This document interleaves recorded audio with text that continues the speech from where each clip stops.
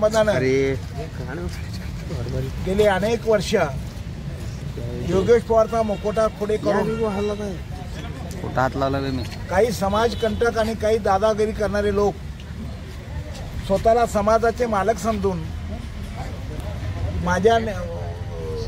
माझा बायोडोटा खराब करण्याचा, समाजाचे बदनामी करण्याचा सातत्याने प्रयत्न करत होते आणि या संस्थेच्या निवडणुका झाल्या नाहीत म्हणून प्रशासक नेमावा म्हणून ही मंडळी आमदार देवेंद्र कोटे यांच्या माध्यमातून शासनाकडे तक्रार केली आणि म्हणून ह्या निवडणुकीचा कार्यक्रम जाहीर झाला वेळेप्रमाणे 2 महिने लेट झाला होता।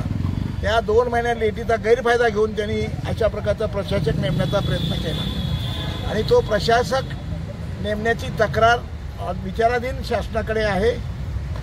त्याचा विचार होत असताना ह्या निवडणुकीला सामोरं जाण्याचा प्रयत्न आम्ही केला आणि ह्या निवडणुका आज अंतिम टप्प्यात आहेत। त्यापैकी 10 संचालकाची निवड बिनविरोध झालेली आहे आणि 1 पदाधिकारी सचिव म्हणणारा तोही बिनविरोध झालेला आहे। आता फक्त 4 राहिलेले आहेत। 4 अध्यक्षपदासाठी 1, उपाध्यक्षपदासाठी 1, खजिनदार पदासाठी 1 आणि जनरल सेक्रेटरी पदासाठी 1 असे 4 उमेदवाराच्या निवडणुका फक्त शिल्लक राहिलेल्या आहेत। त्यांनी 4हीलाच उमेदवार दिलेले आहेत। सूचक अनुमोदक त्यांना मिळाले नाहीत म्हणून ते संपूर्ण पॅनल देऊ शकले नाहीत आणि ते त्यांना संपूर्ण पॅनल देता आलं नाही। फक्त 4 जागेसाठी त्यांनी निवडणूक लावलेली आहे। त्या 4ही जागा निवडणुकीमध्ये सामोरं जात असताना सूर्य शिवतीर्थ विकास पॅनल आमचं खून सूर्य आहे। या ही खून आणि हा विचार आणि त्यांनी आम्हाला एक वचननामा जाहीर केला आमच्यासमोर।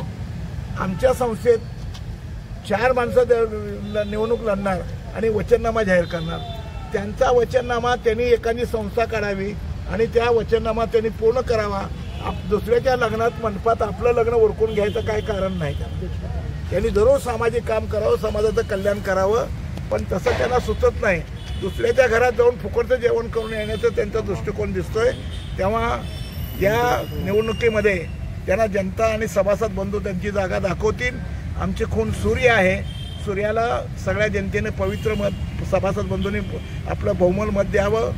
अध्यक्ष, उपाध्यक्ष, जनरल सेक्रेटरी आणि खजिनदार या 4ही पदाला प्रचंड मताने सभासद बंधू निवडून देतील अशी मी अपेक्षा व्यक्त करतो आणि सर्वांना आवाहन करतो। लोकदर्शन मराठी चॅनलला सबस्क्राइब करा, बेल बटनला क्लिक करा व लाईक करायला विसरू नका।